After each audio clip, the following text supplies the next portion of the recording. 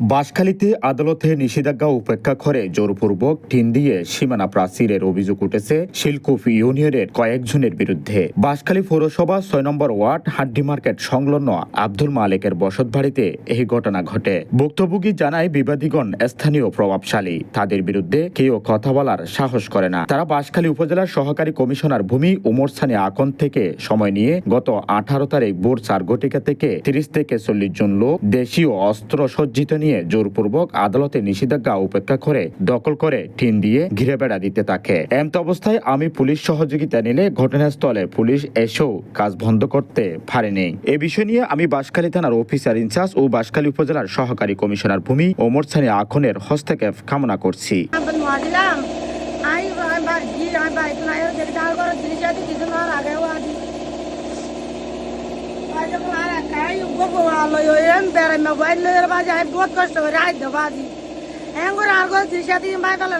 এ বিষয়ে বাঁশখালী থানার officer in charge Rabiul হক মুঠোফোনে বলেন, আদালতের নিষেধাজ্ঞা উপেক্ষা করে ঘিরে বেড়া দেওয়ার বিষয়টি আমি অবগত।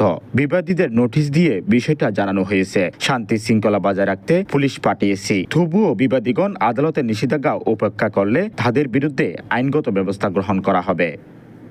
News desk, Chittagong.